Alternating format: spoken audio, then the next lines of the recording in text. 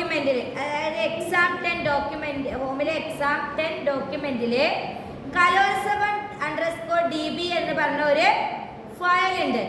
ആ ഫയലിൽ തുറന്നിട്ട് എന്ത് ചെയ്യണം, എക്സിക്യൂട്ട് SQL എന്നുള്ള ഭാഗമല്ലേ നമ്മൾ കുറി കൊടുത്തതെന്ന്, ആ ഭാഗത്ത് ഈ സ്റ്റേറ്റ്മെന്റ് കൊടുത്താൽ എന്ത് വരും, എന്താ സ്റ്റുഡൻസിന്റെ നെയിം വരും. സ്റ്റുഡൻസ് എന്ന ടേബിളില് സ്റ്റുഡൻസ് നെയിം, ജെൻഡർ ഏതാണെന്നാണ് കണ്ടത്. അതായത് ആൺകുട്ടികളായിട്ടുള്ള എന്താണ് സ്റ്റുഡൻസിന്റെ പേരാണ് അവിടെ ചോദിച്ചത്.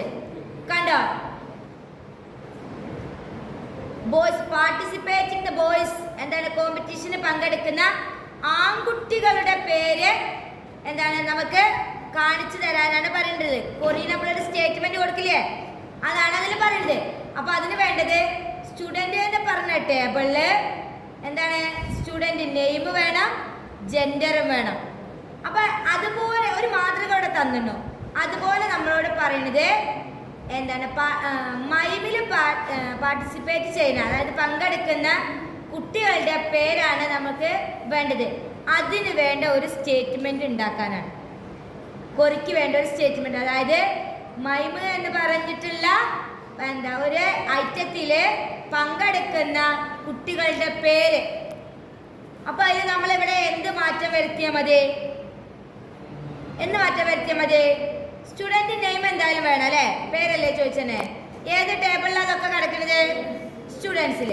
അപ്പൊ ഇവിടെ എന്ത് കൊടുക്കും, ജെൻഡർ മാറ്റിയിട്ട് എന്ത് കൊടുക്കും, ഐറ്റം അല്ലേ. അതായത് നമ്മൾ ടേബിൾ നോക്കുമ്പോൾ നമുക്ക് മനസ്സിലാവും ഐറ്റം ആണ് വേണ്ടത്, ഏതിന്റെ. അപ്പൊ ഇവിടെ എന്ത് കൊടുക്കും, എം എന്നുള്ളടത്ത് എന്ത് കൊടുക്കും, മൈം കൊടുത്ത് ഇടണം.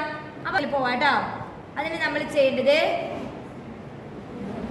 ആദ്യം ഹോമിൽ പോവാ. ഹോമിൽ പോയിട്ട് എന്ത് ചെയ്യണം, ഹോമിൽ പോയിട്ട് എക്സാം 10 ഡോക്യുമെന്റ് പോയിട്ട് കലോത്സവം ഇതിൽ എന്ത് ചെയ്യണം, റൈറ്റ് ബട്ടൺ അടിച്ച് ഓപ്പൺ വിത്ത് അതർ ആപ്ലിക്കേഷനിൽ ക്ലിക്ക് ചെയ്ത് DBMS എന്നുള്ളതിൽ സെലക്ട് ചെയ്യാം.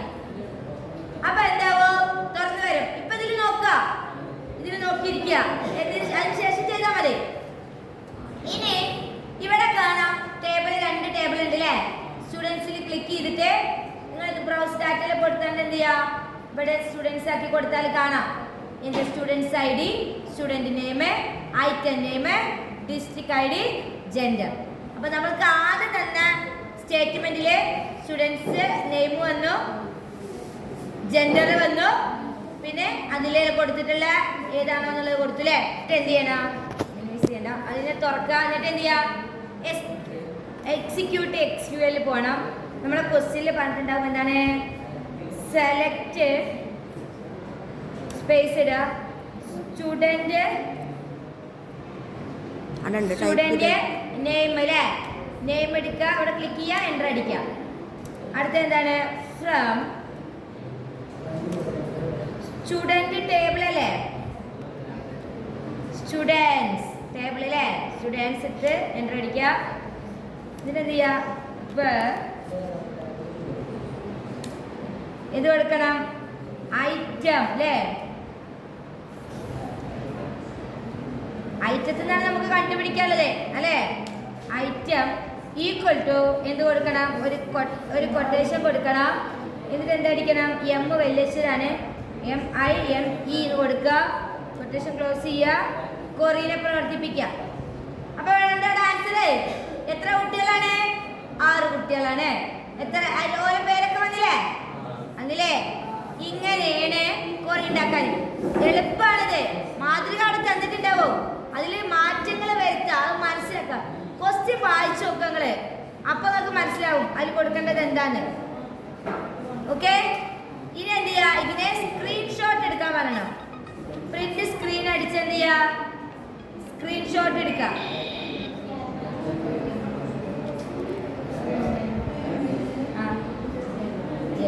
നമ്മള് സ്ക്രീൻഷോട്ട് എടുത്തത് പിക്ചറില് സ്ക്രീൻഷോട്ടിൽ ഉണ്ടാവും.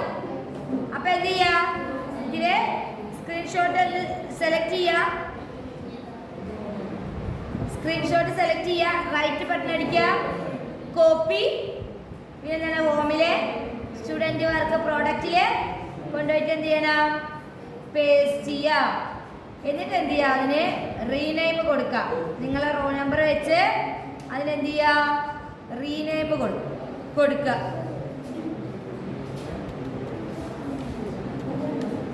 ഇങ്ങനെ റീനെയിം കൊടുക്കുക. മനസ്സിലായോ?